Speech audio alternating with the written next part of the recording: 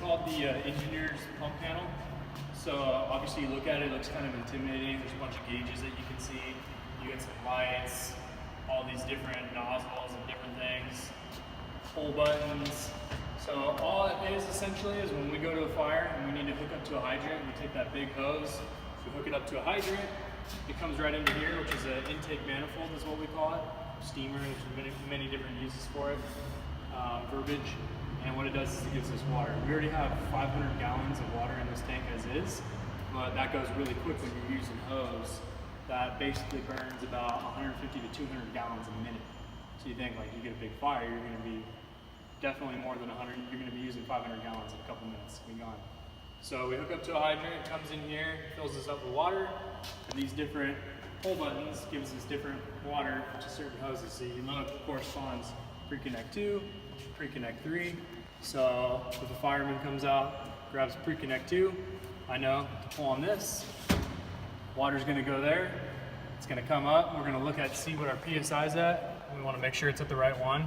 So 150 for that one right there, and then we're gonna fill it up, and then the fireman's gonna put the fire out with the hose. That's the bread and butter, just super basics of it. I'm not gonna go anything further than that. So hose, gauges, intake manifold for the hydrant. Coming over here, this is what we call the engineer's compartment. This is kind of just everything that he would need.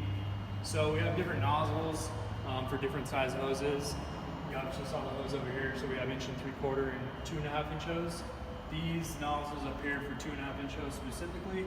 And then down here you have different fittings. So I'm not going to go too far into it, but if we start taking 2 lines and making them into one big one or one big one into 2 small ones, we have a bunch of adapters and different kinds of hose fittings here that would basically make that be able to work. The big tools. So we have a generator right here. It's your normal 4-stroke, just basic generator with some hoses. And this is the term that you guys mostly hear about, jaws of life, right? I'm sure you guys have heard that term. So what the jaws of life is it's 2 different tools. Those are your spreaders. And these are your cutters. So the jaws of life is specifically used on car accidents. So think of when a car obviously is pretty messed up, person's trapped, right? So the only way for us to get him, turn on the generator, hook up the hose, hook up to these 2 tools here, and basically what we're gonna do is we turn into artists at that point in time. We gotta basically cut and spread that car apart to get him out.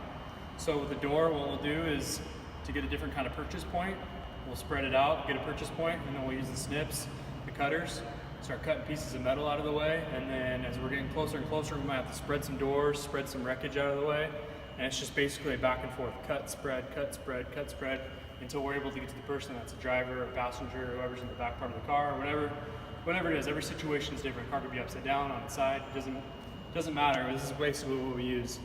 So that's your jaws of life.